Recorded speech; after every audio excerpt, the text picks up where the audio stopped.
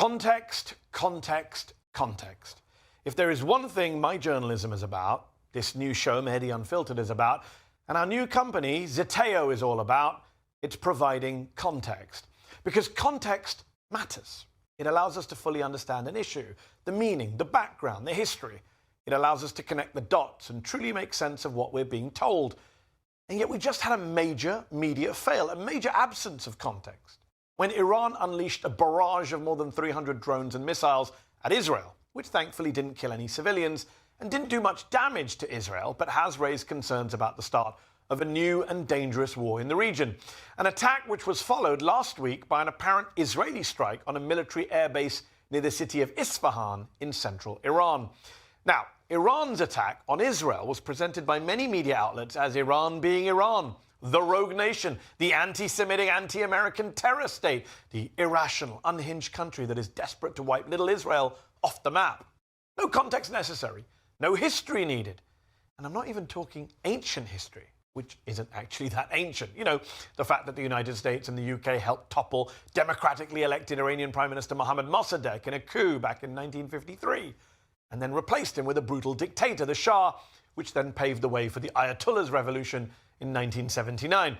I'm not referring here even to the US and UK support for Saddam Hussein's use of chemical weapons against Iran in the 1980s, or during Ronald Reagan's presidency, the shooting down of Iran Air Flight 655, killing all 290 civilians on board. You know, the kind of things that might make any country a little wary, a little angry, a little paranoid and defensive. But no, I'm talking about much more recent context, much more recent history. The last decade and a half of assassinations, for example, almost certainly by Israel, of Iranian nuclear scientists, civilians murdered inside of Iran. Or just consider the past 6 months alone. In December, as CNBC reported, Israeli-linked hackers took out nearly 70% of Iran's gas stations, causing chaos in that country. Then, in February, the New York Times reported that Israel carried out covert attacks on 2 major natural gas pipelines inside Iran, disrupting the flow of heat and cooking gas to provinces with millions of people.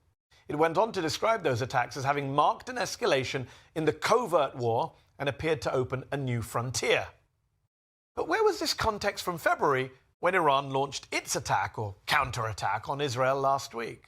And then, of course, there was the Israeli attack on the Iranian consulate building in Syria on April the 1st, just 2 weeks before Iran sent drones and missiles to Israel.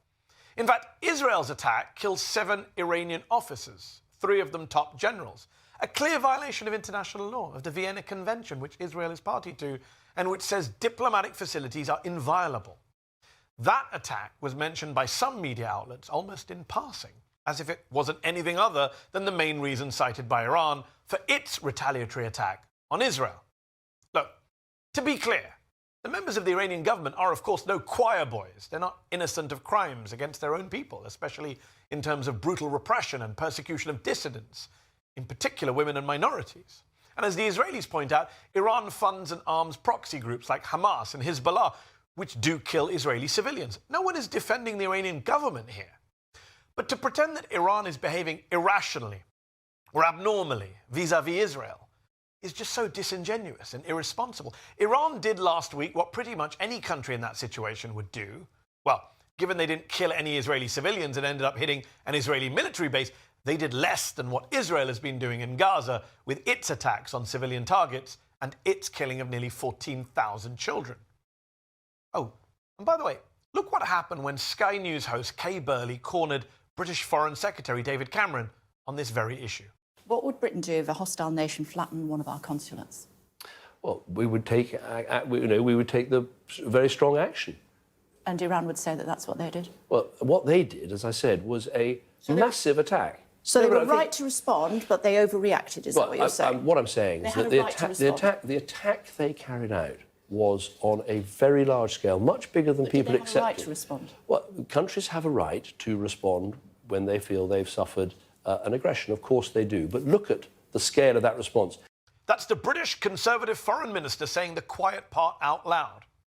Meanwhile, over here in Washington, D.C., we have the ultra-conservative, ultra-hawkish, super pro-Israel GOP going to bat for Israel and lying about Iran. Republican Congressman Brian Mast, the guy who called Palestinian kids Nazis and wore an Israeli military uniform to Congress, called it an unprovoked attack on Twitter. So did GOP House Majority Leader Steve Scalise, who said the House of Representatives stands strongly with Israel and there must be consequences for this unprovoked attack. Yes, unprovoked by Iran. Forget about the attack on their consulate, or the bombing of their gas pipelines, or the cyber attacks on their gas stations. No, it was all unprovoked. And now, innocent Israel needs to defend itself and teach Iran, the bully, a lesson. And we, America, need to join in. Look, we expect elected Republicans to lie shamelessly, to gaslight openly. That's who they are these days. But our media, in particular our so-called liberal media, has to be better than that. Context has to be key, especially in our media coverage of the Middle East. Context matters. Because if you don't have context, you find yourself being lied to, being duped and deceived, and then sleepwalking into World War III.